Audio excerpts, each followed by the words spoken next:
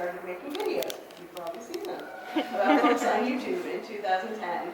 Now her channel, PolandbananasBOOKS, has over 400,000 book-loving subscribers who watch Christine's comedic book reviews, blog sketches, and writing videos. Hi! Hi! My name's Christine. Did you know?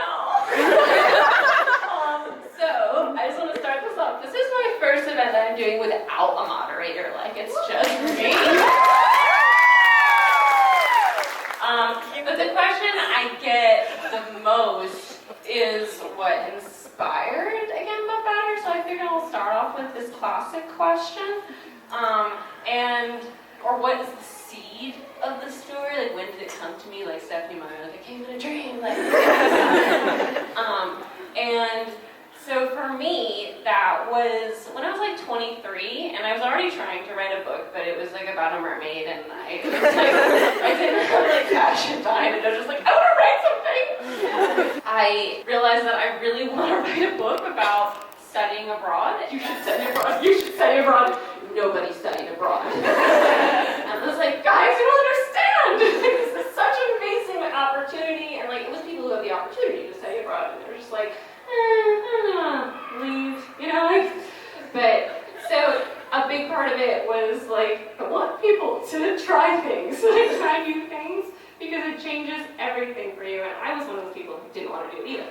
I was very, very scared, and I was at a point in my life where I felt like college was nothing like anyone ever told me it was going to be. Like everyone tells you growing up that college is going to be this amazing time in your life, and you're just going to have this like renaissance of yourself and come out with so many great memories. And I was in my junior year, like going into it, and I didn't have any of that. And I decided to study abroad literally because everyone I knew was doing it, and I didn't really like have close friends, but like the closest friends I had, everyone was leaving.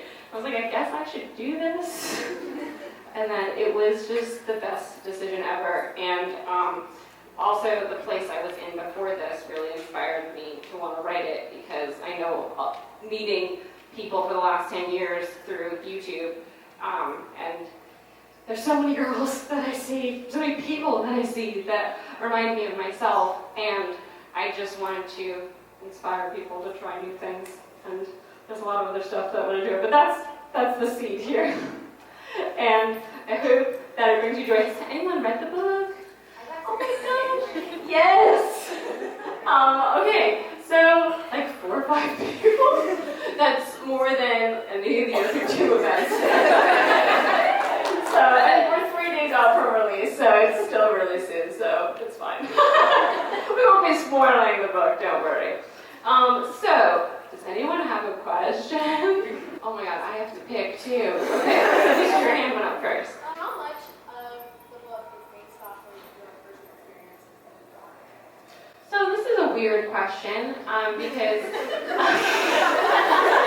like I bury deep and dark things in books, so I don't have to say what's real and not real.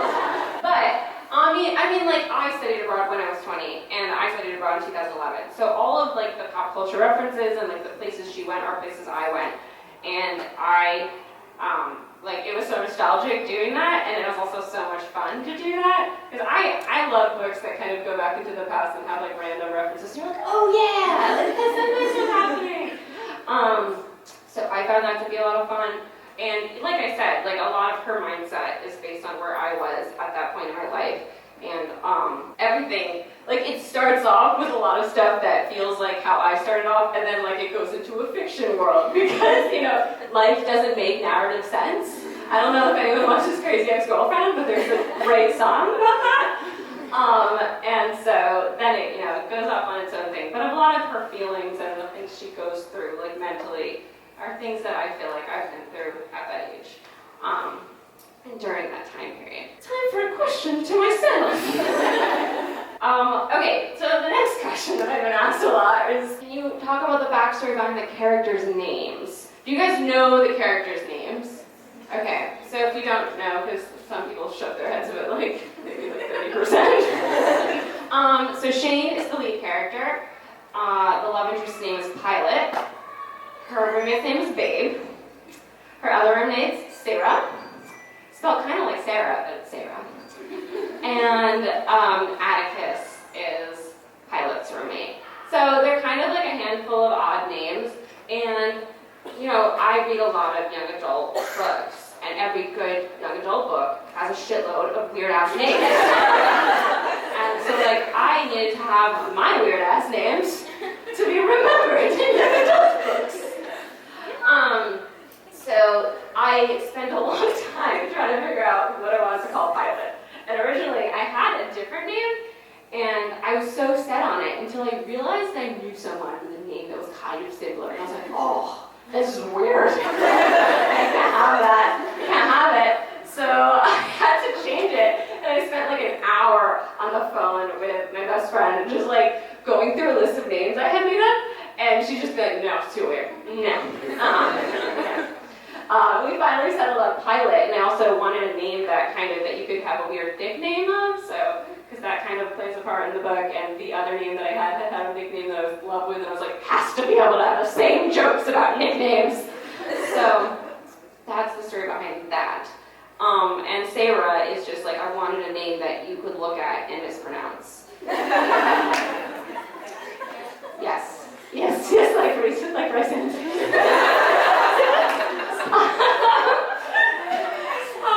So that was a lot of fun for me. Does anyone have a question? Gosh, it was like between you two, I feel like with the first one, and you can go because I think it was a little faster.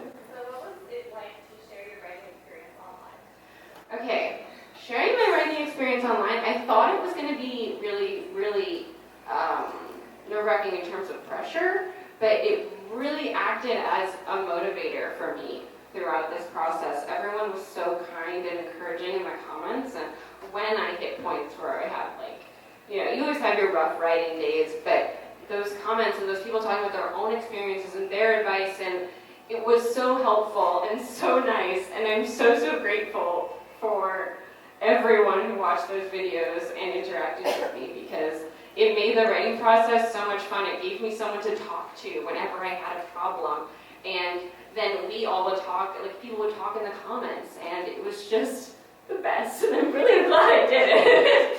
I hope you guys enjoyed them. But yeah, that's what it was like toward the end. I mean, I think this is every author toward the end, leading up to their debut novel, but I was just so anxious. I've just been not able to sleep the last week. And then my digestive system is all messed up. I'm breaking out. Everything has been a mess. I'm like, please stop, please stop. I slept last night for 5 hours though, and it was the best. Okay, another question I've been getting a lot is, how did I put together my writing playlist? Did I make it beforehand or make it as I went? I don't know if you're all aware that I've been talking about this writing playlist for 3 years. It's finally up and alive, so you can click on it and listen if you'd like.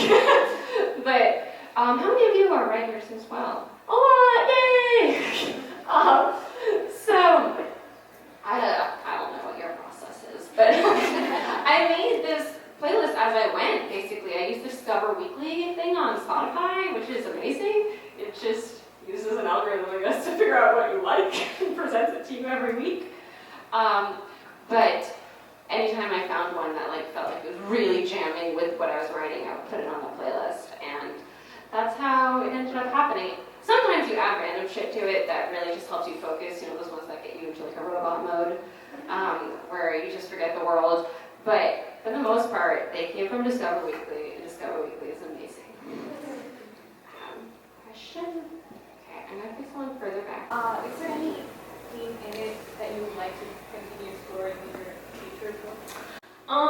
There's a really, it's not the prime thread, but there's a thread with her, family issues happening, and my next book is going to be more family focused, in terms of themes. There was some love story stuff going on, because I love me a romance. And there's 2 POVs, so I get to do 2 different ones, which is really fun, and it's kind of a new challenge that I'm excited to try.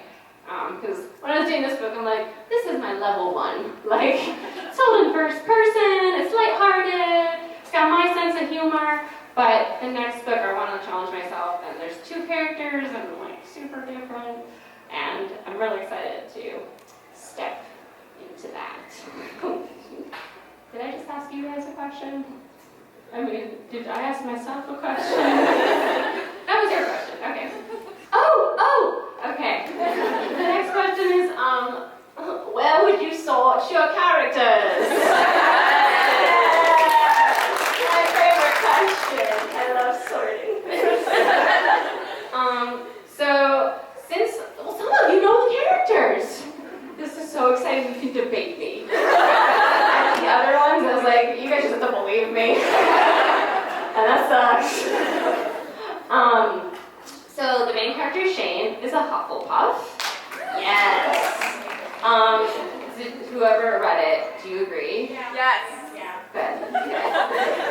Okay. And then her roommate, Babe, is a Gryffindor. Yeah? Cool. Yeah? Okay. Wow. Everyone agrees. This is exciting. Okay. And then Atticus, Gryffindor. What do you guys think about that? I had a debate last night with one person one person read it. Yes? No? You disagree. I kind of see the Gryffindor, but I saw them more as a Slytherin borderline Ravenclaw. Oh my god. Yeah. Oh my god. Last night, the girl thought that he would be a Hufflepuff. So, wow, we're going all across the board with him. He thought he was a Gryffindor, so then I just settled into that. But then when she brought up Hufflepuff, I was like, he is very, always there for his friends.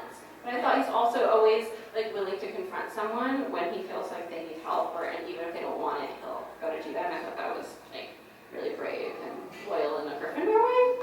I don't know. What do you think? So a lot of theater people are Slytherins. I speak as a theater person. Yes, I figured. So we all have the other traits because we put on different faces. Mm-hmm. But a lot, the way that you wrote his Yeah. vibe, it's more Slytherin than Gryffindor. Interesting. I like it. Life is okay. Think about it. And then we have Pilot. So Pilot is my big mystery here because I could not sort him myself throughout the entire writing process. I was like, he's not Hufflepuff, and he's not Gryffindor. And I feel like he's either a Slytherin or a Ravenclaw, and I'm leaning towards Slytherin. Yeah, he's like a cool Slytherin, but I think he's Slytherin. Yeah, y'all agree. I know. But I still like him a lot. And then there's Sarah, who I think is a Slytherclaw. But I want her to be Ravenclaw, because I'm like, how did I not write a Ravenclaw character? I'm Ravenclaw, there has to be representation. I always get mad because there's no Ravenclaws in anything. So yeah, any opinions on Sarah? Cool, one. Weirdest moment in my writing process. I mean, there was a weird moment when I was talking to, one of my best friends was pre-med. She was med, never mind. She was interviewing for residencies while I was writing this book. And she was telling me about her interview. And I couldn't believe the questions that they had asked her at this interview. And that's when I rewrote Shane's whole thing. Going in, I can't really, she's pre-med. I don't want to spoil anything, but that was a weird moment. I was like, oh shit, she has to have an interview. This has to be in the book. So yeah, it's weird to talk about weird things during my writing process because not a lot of people have read it, so I don't want to spoil anything. But that was weird, and I guess I don't know, it's not weird to think things up in the shower. I think all authors happen to have breakthroughs in the shower. That's where my biggest breakthroughs have happened. Gosh, I keep forgetting. Okay, this is something that Kat asked me last night that I thought was fun to talk about. So she said Shane is 20, and most YA characters are in their teens, so they're 17, 16. And there's not many YA novels that tackle this age group, and why did I want to write about college? And that's kind of exactly why I wanted to write about college, because you're still a young adult when you're in college.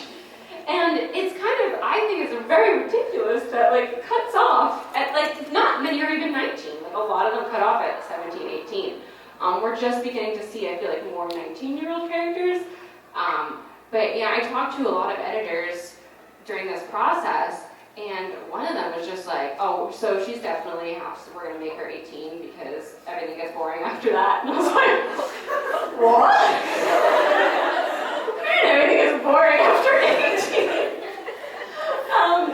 Like people who aren't interested in hearing about people who are older than 18.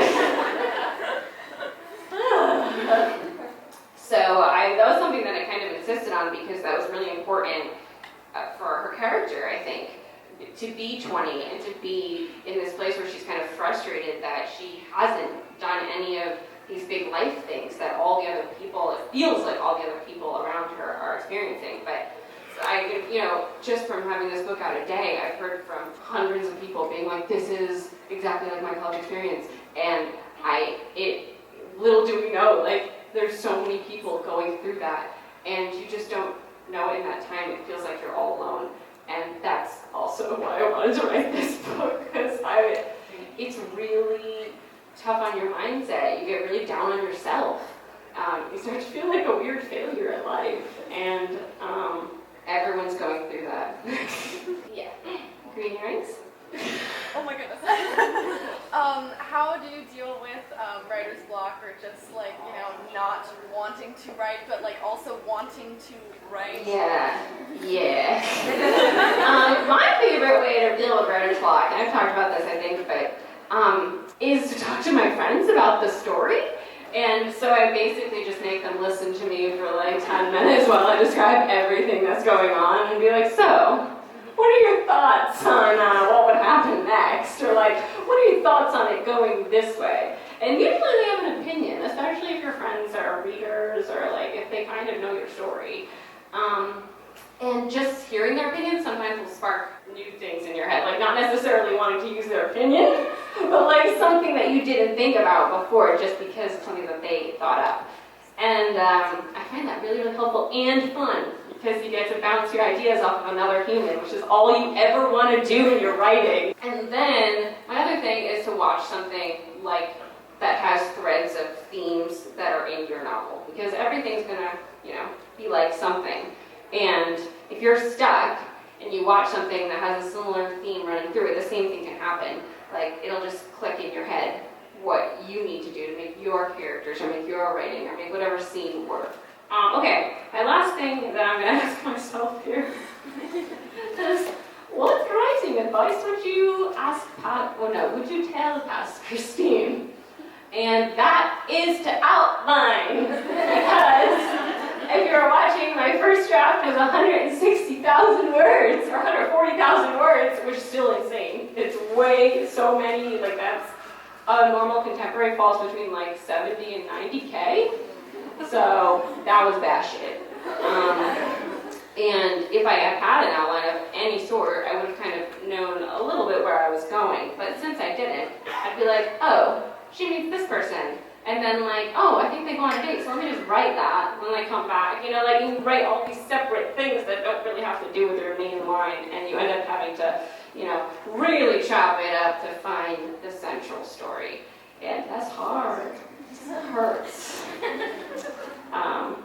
Speaking on that topic, I know that you said that you had struggles taking some scenes out. Yeah. So I was wondering, do you think your character are obviously great, but did those like events still like affect them, do you think? Or yeah.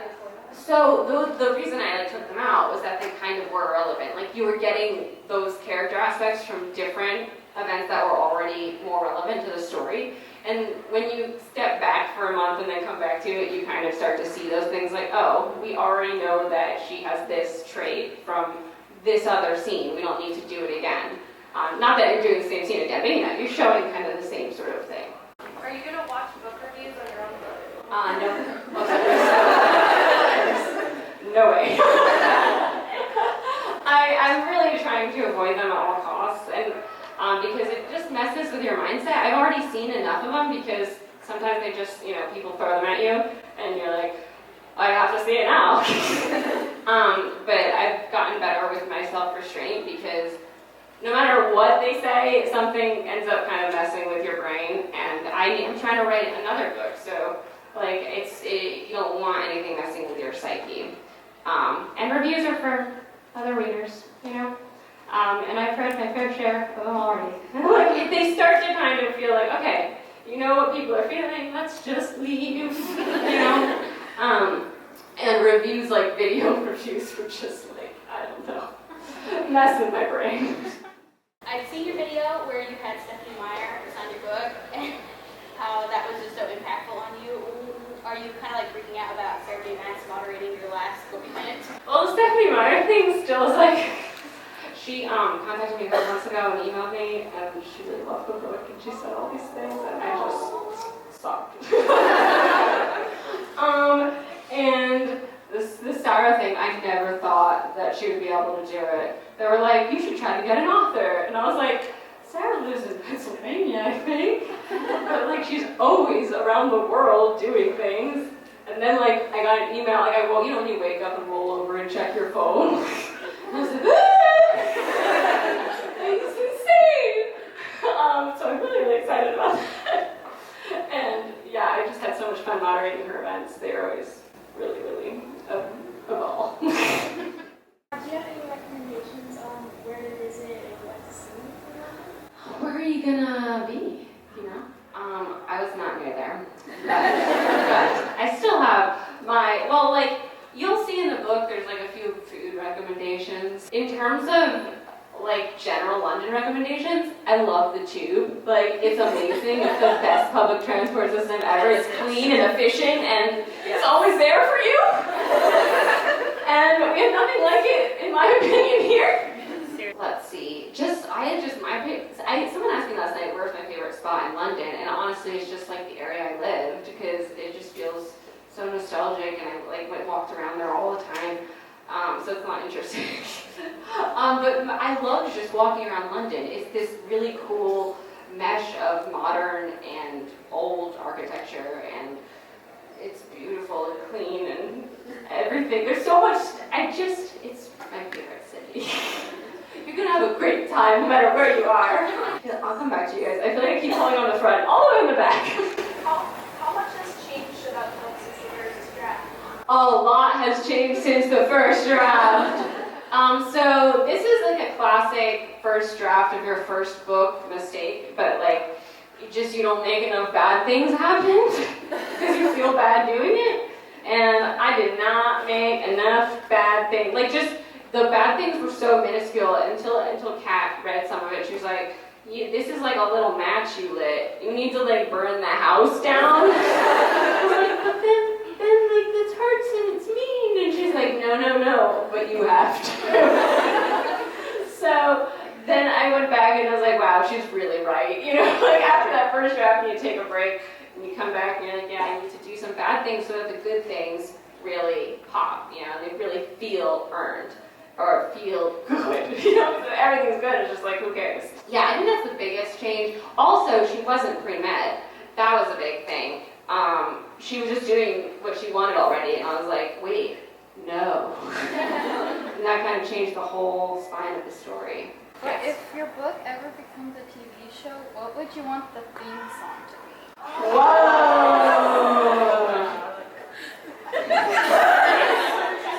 I immediately thought of the Friends theme. I feel like if it became a TV show, it would kind of be like that sort of a format where they're like studying abroad and they're like all living in the same flat. But yeah, I would say something to that effect. Like something like happy. Yes, you. I'm sorry that I messed that up. That's fine. What was your favorite part about like the book writing and publishing process? I guess my favorite part was having like a professional opinion on the book and getting her feedback. It's hard for me to pick like a favorite. I got this question yesterday too, and I did not know exactly what to say because once you get on like the publishing track, everything kind of, I feel like everything like blended together, and deadlines got real, and I got like more stressed, you know, like everything was like, okay, it's happening, it's happening. So, I mean, my favorite part of the book writing process is revising though. I love like after getting the feedback and letting it sit, and then going back in and like doing surgery on the manuscript. Because it feels so good to know that you're like doing something that's going to improve the book.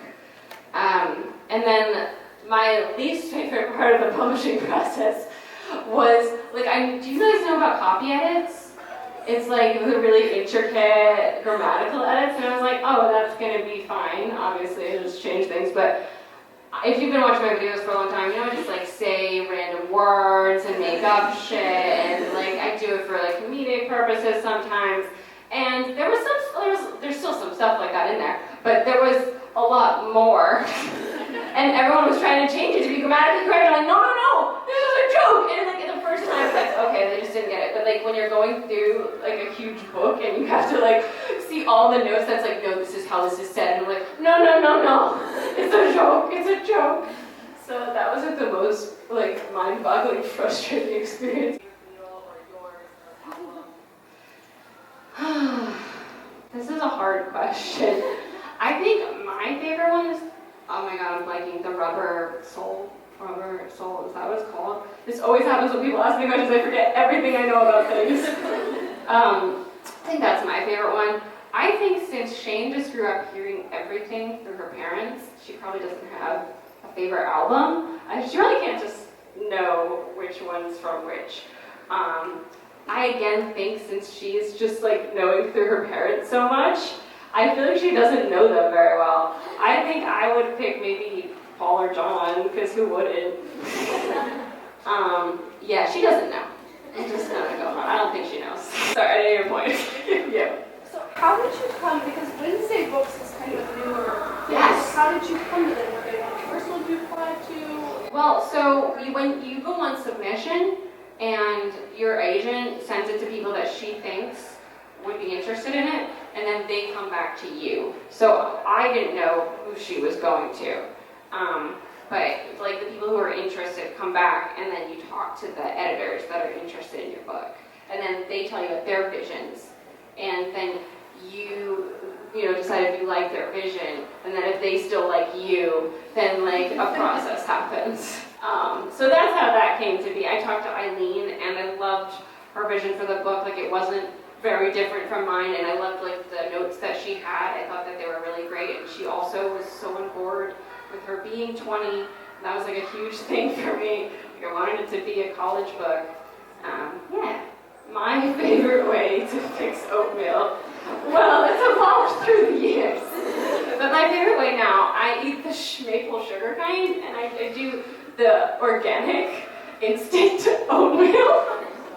And I do bananas and blueberries in it, and sometimes like a scoop of vanilla yogurt. Mix it in, and it's delicious. It's very good. Nice question.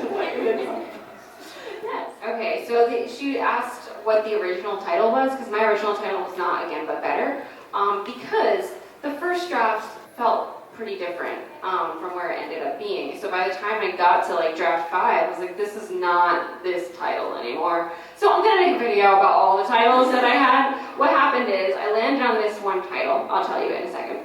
And then the time came to pick a new one because I was like, no, this isn't good, and I don't think my editor or agent liked it either. And then I came up with a list of like 15 to 20 titles, and they only liked one, and they shortened it. And like, I really like what they came up with, Again But Better. But like, originally I think it was like, that one in particular was like, Try It Again But Better. Like straight out of Bop It. But my original title was Accidentally Abroad. And it kind of, the original draft had more of her before she went abroad. Not too much, but like a good 3 chapters or so. So you kind of saw more. And then my agent was like, no, this is way too long, and take this out, you don't need it. So by the time we got to the end, it just wasn't relevant. Were there any difficulties trying to go from one mindset to the other, or were there any surprise things that you were like, oh, this is actually easier than I thought it would be? Well, okay, straight out of college, when I tried to write that book about mermaids, I could not do it because I was like in screenwriting mode, like full on. So I had just written like 2 movie scripts and graduated, and I was trying to write this book, and I like could not get myself to write in the book format. It was really, really hard to like change that mindset in my brain. But then after 5 years of just straight reading books and not working on scripts, because even when you're in film school, you're also reading scripts all the time, because that's how you learn how to write a script. So to answer the question, it was really hard at that point, but once I started writing the book, it was so much easier because script writing, you have to be really concise, and, you know, a movie can't be more than like 120 pages. And so I just kind of exploded everything ever I wanted to say, and that's why it was 140,000 word per script. I kind of went the extreme opposite of script writing. Okay, if you couldn't hear her, she said, what fantasy worlds would you put your characters in? And I would definitely, no doubt about it, pick Harry Potter. Like, I am way too obsessed with Harry Potter to pick anything else ever. When anyone asks me any question about a fictional world, it's going to be Harry Potter. They could all go to Hogwarts and be wizards, and it would be magical fan fiction. In your opinion, why did you choose, given that your characters are a little bit older, yes. why did you see it as a young adult and not a young adult? Okay, so it didn't really matter how I saw it in the end. It matters how the booksellers see it. And that's why they're nervous kind of when it's a 20-year-old, because they want it to be considered YA, but all YA is like teenagers. And new adult has a really bad reputation. Basically, everyone associates it with erotica. And it's a shame because it could be a great category, but there's not really a new adult category in bookstores, so they don't want anything new adult because there's nowhere to like display whatever they want people to buy, really, because there's not many books that fit the genre. And I still see, honestly, I see 20-year-olds as young adults. I felt like a young adult until I hit 25. All of a sudden, I was like, my knees are hurting. Like, I am adult now. But even when I was like 24, I was moved out. You know, I was living by myself, paying my own bills, but I still felt like a youth until that day. You know, it just flipped the switch. Now I'm old. If your characters had a YouTube channel, what subsection of YouTube do you think they'd be? Okay, well this is cool. So Shane would obviously be doing writing videos or book videos because she's like super into that shit. Just like someone else. But Pilot would not want a YouTube channel. Like he actually talks about how he hates that shit in this kind of. He doesn't say those words, but he does. But if he was forced to get one, it would be something with music. Babe would be a Disney blogger, like 110%. Atticus would talk about probably Broadway shows or just shows in general. Yeah, there are Broadway like themed channels now. They're so cool. And who's left? Oh, Sarah. She would not want to do it. Maybe she'd be one of those like harsh advice channels. Where like it's kind of funny because she's mean. But she's helpful. Did I cover everybody? Yeah, I think I did. Yeah, I did. Thank you for that question, that was fun. Okay, last question. This is hard, I feel pressure. What Beatles song would you describe your experience writing this novel?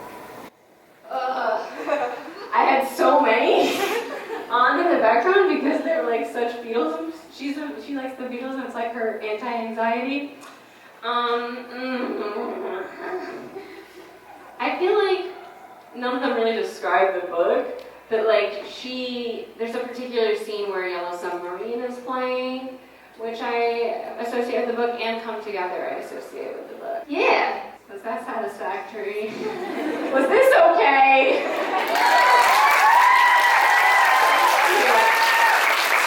We have to do the classic picture where everyone holds up the book. Can someone take this, please?